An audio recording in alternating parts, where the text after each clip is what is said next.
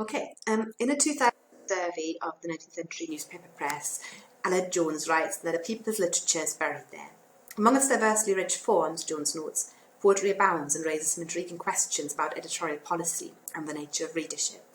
But despite Jones's prompt and despite such excellent resources as the Free Welsh Newspapers Online database, attention to Welsh newspaper verse in the Victorian period remains scant. I'm feeling my way towards a broader study, but this paper starts with a small corpus of poems building on recent research into the literary reception of Thomas Telford's Menai Suspension Bridge and Robert Stevenson's Britannia Bridge, the two crossings over the Menai Strait between Anglesey and Gwynedd. Local newspapers have been a particularly rich resource, and the poetry I've been finding there has raised some intriguing questions. Specifically, I'm curious about the ways in which 19th century newspaper poets participated in the construction of Welsh national identity within the framework of 19th century Britain and Ireland. As part of this, I'm also interested in the inclusion of Welsh language poems in otherwise monolingual English papers. Asking what a small corpus of poems focused on infrastructure in North Wales tell us about these issues. And my original title and abstract had spanned nearly 30 years worth of material, so I've narrowed that down a bit to the 1850s for today. The decade is especially significant because it marks the immediate aftermath of the seismic and contentious 1847 report of the Commissioners of Inquiry into the State of Education in Wales. While I don't have time to address the complexities of the inquiry and report in detail here, it's important to note that the Commissioners overstepped their remit to express harsh criticism of Welsh culture, especially nonconformist religious practice, and the Welsh language. All monoglot English speakers, they claimed that the Welsh language is a vast drawback to Wales and a manifold barrier to the moral progress and commercial prosperity of the people. As Lisa Peters and others have noted, Welsh literary culture, and particularly the periodical culture in the second half of the 19th century, were profoundly shaped by the statement and by the report more broadly. I want to say just a couple of words about the newspapers and how poetry typically appeared there. So I'll be focusing here on the North Wales Chronicle, which started up in 1827 and replaced the earlier North Wales Gazette. And I'll also briefly look at the Chester Chronicle, which was, of course, based across the border from, in England. It might seem like an odd inclusion, but there are quite good reasons for considering it alongside the North Wales newspaper press. Poetry featured regularly in both papers, but neither had a kind of fixed poetry column in the 1850s, so poems could kind of appear anywhere in the paper. Sometimes they were also included as part of longer articles. Both papers regularly featured a mix of original poems and poems previously printed elsewhere, and also sometimes poems that had been submitted to Eisteddfodau, so kind of culture festivals in Wales, or poems that had been presented to literary associations. And we're looking at one poem from this latter category and some original poems. While both newspapers operated through the medium of English, they featured poems in Welsh from time to time. The Chester Chronicle less than the North Wales Chronicle. The inclusion of poems in Cymraeg demonstrates an awareness on the part of editors that significant parts of their readership could and wanted to engage with material in Welsh. It raises the intriguing question of why this demand for Welsh language material was almost exclusively supplied by poetry too, and that's a question I won't try to answer here. Instead, my aim for the rest of this paper is to suggest some of the ways in which English and Welsh language poems were used to discuss and negotiate national identity, and to explore from time to time critically the relationship between Wales, England and Britain. So to the poems. On 2nd September 1854, a poet identified as Vinnie had a poem in the North Wales Chronicle on Robert Stevenson's Britannia Bridge. Glorious fan, thou brightest gem of art, wonder of nations, pride of Cumbria's heart, a giant reared as by some spirit's wand, or wizard art of magic's favoured land, fondly we gaze on thee and breathe a sigh, when fancy hurls thee from thine eyrie hide to depths beneath. No, thou shalt still remain, mock of storms, bestride of the main, material emblem of a nation's skill, immortal triumph of the human will, and in far ages still a peerless pyre to Arvon's shore to link fair Mona's isle. This poem in many ways is representative of the poetic responses I've found to both bridges over the Menai. The tropes that appear here is the sublimity of the bridge, its depiction as a product of supernatural agency, and also its kind of permanence and the ability to withstand elements, all appear in older poems about the Menai Suspension Bridge, as well as later poems about other bridges, including the ill-fated Tay Bridge in Dundee, as Erin Farley's work shows. The poem is also representative in its expression of patriotic pride about the bridge, and in the ambiguity about the reference point for this patriotism. So line 2 celebrates the bridge as the wonder of nations, pride of Cambria's heart, specifically putting Wales in the international spotlight. But then when line 9 refers to Britannia as the material emblem of a nation's skill, the reader might well ask, what nation? After all, the bridge was the product of the engineering skill of an Englishman, Robert Stephenson, while its very name identified it as an emblem of Britain. It's not clear what kind of claims are being made here then about Cambria's status within and her relationship to Britain. It's also wholly possible, of course, that Brynny was not particularly troubled by these questions, might not have thought about it at all, but I read this poem as a kind of relatively uncomplicated instance of what Gwyneth T. Roberts has described as the tributary patriotism of Victorian Wales. So Wales is an distinct entity with its own pride and heart, as the poem puts it, but loyalty to Wales does not conflict with a superordinate allegiance to and celebration of Britain, which is not explicitly named here, but is nonetheless insistently present in the poem's very subject matter. The politics of tributary patriotism inform many of the poems I've read, infrastructure-related and otherwise. But what surprised me, though, is how they play out in Welsh language poems. So these often are fascinatingly hybrid texts, aggressively loyalist to Crown and Union, but thematically, formally and linguistically, striking expressions of cultural difference. Not always eloquent, but usually striking.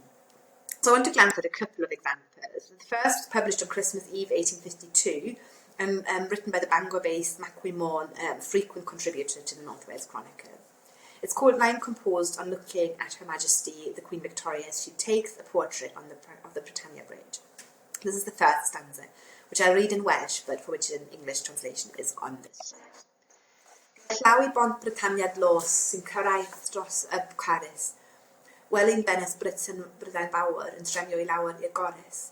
O dyna choron dacw hi, o'r wyrus Isir Owen, y fydd Britannia hardd ei hun yn tynnu'r llun mor llawen.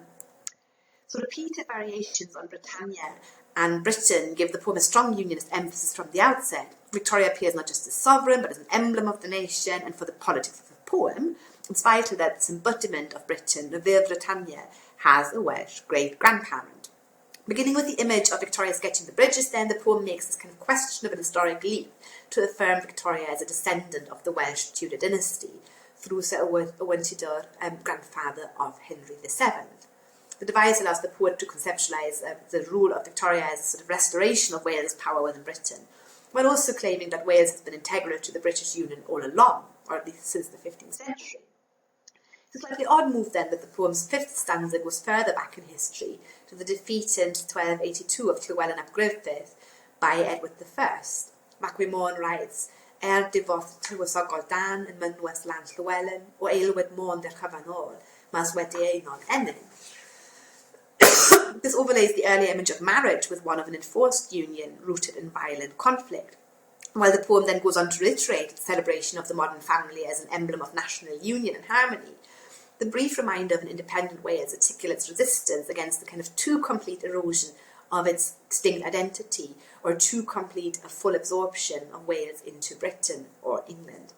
But not all poems embrace a unionist narrative of Wales quite so dramatically. So I'm going to juxtapose a couple of local descriptive poems about the Menai, both from the North Wales Chronicle, to suggest how dissent could appear in newspaper verse. The first of these poems, Three Fenelli Avon Menai, 3 verses to the Menai Strait, fits into the pattern established by the 2 previous poems, though. It was presented by H. Davies to the Welsh Literary Society at Beaumaris and then printed in the North Wales Chronicle. And while the first and last stanzas celebrate the Menai Strait in more general terms, the second stanza focuses on the bridges. I'm going to read that now. Y pontydd gorenwog sydd uwchdil liferiant, destyn ryfeddod a siarad y byd, byredder gybytres drwy bib y Britannia, ag agell long nofio dan yr un pryd. Peneithiaid y dernas a fion i'w gweled, a'n hanfod Victoria e fflant yn eich llaw, o welydd astronol daeth llion rogion, a llanwyd e calon o syndod a braw. Here what matters in particular is that the bridges command the attention of the world, especially the royal family, but also foreign worthies. And these visitors, the poem claims, perceive Wales not only as a spot of incomparable beauty, but also as a site of modernity and innovation, a kind of important partner in the United Kingdom. Compare this then with Mark and Douglas's stanzas composed in Britannia Park, featured in the same newspaper a little bit earlier on 29th of April 1853. Sean fain would call the spot my home. I love to hear the waters roar and see them flashing and circling foam. For Cambria's pristine glory seems to rise with every restless wave, and not a billow there but teems with memories of the ancient brave. I wander by the Menai's side and ponder o'er those bardic lays, which filled the chiefs of old with pride, and fired them with ambition's blaze. Deep in the shroud of ages gone those mighty Celtic chiefs repose. But while the Menai's tide rolls on, tears shall be shed for Cambria's woes. This English language poem's celebration of place is tinged with regret for a version of Wales that is still evoked by the landscape and no longer accessible to the 19th century present.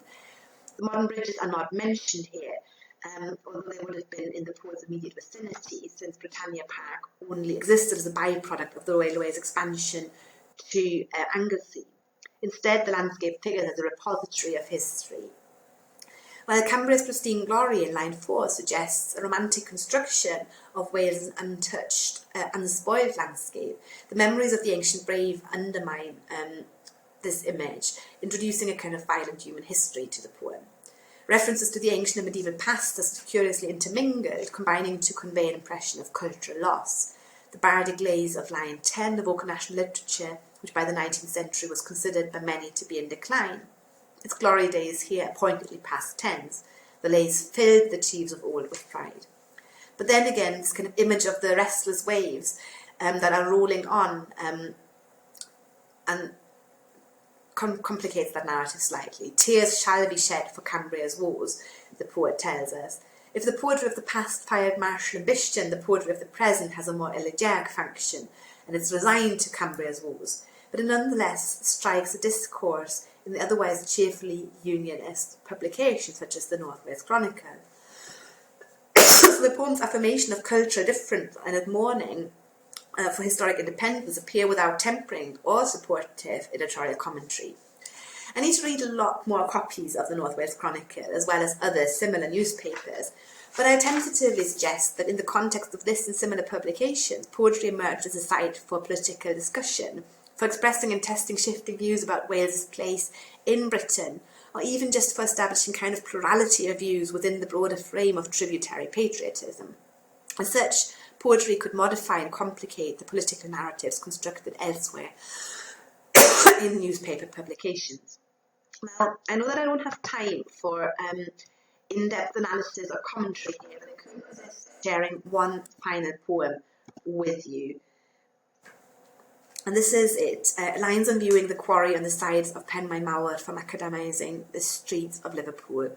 This appeared in the Chester Chronicle on the 7th of December 1850, and it explicitly juxtaposes English and Welsh interests in its commentary on infrastructural development. Specifically, the poem addresses the mountains from which the stones are taken for Liverpool's streets. And it says, "Hadst thou known thy destination at the moment of thy birth, thou wouldst never have protruded forth thy hoar and haughty head, but have lain for ever secluded in the ocean's oozy bed." The chieftain's gory weapons and the druid's horrid rites didn't cause any offence to the majestic brow of these mountains, but it is the present. To feel that adamantine vitals minged by grovelling hordes, all to smooth the way for panting, go-ahead in cotton laws. This is a humiliation for the Welsh mountains. Penmaen Mawr, thy course is finished, dim thy glory, gone thy day. Hide, oh hide, thy head diminished, in a cotton nightcap pray, the poet concludes. The mining of the Welsh mountains for the purposes of modernising Liverpool's roads figures as colonial exploitation here, eroding an ancient landscape as well as the mystic culture that was once at home there. Curiously, the present inhabitants of Penmaen Mawr and their culture remain visible in this poem. In its emphasis on landscape, then, the poem invites eco-critical reading, while its juxtaposition of ancient Celtic nobility and modern go-ahead in cotton laws raises suggestive questions about the class politics of Welsh nationalism, or at least a particular brand of this nationalism. And for the purposes of this paper, in order to wrap up promptly, I'll just limit myself to remaking the previous point. Newspaper poetry, even on the other side of the Welsh-English border, has a lot to tell us about Victorian perspectives on Wales' relationship with England and its place in Britain. Now, this is obviously too small a sample for confident conclusions, but tentatively I just want to suggest that newspaper poetry was an important multilingual site for the construction of national identity, where meanings are made in varied and often surprising ways, so that we can, for instance, straightforwardly map English language poems to unionist politics or Welsh language poetry to nationalist views. Rather, the landscape of newspaper poetry mirrors the complexity of cultural and linguistic politics in 19th century Wales more broadly. Thank you.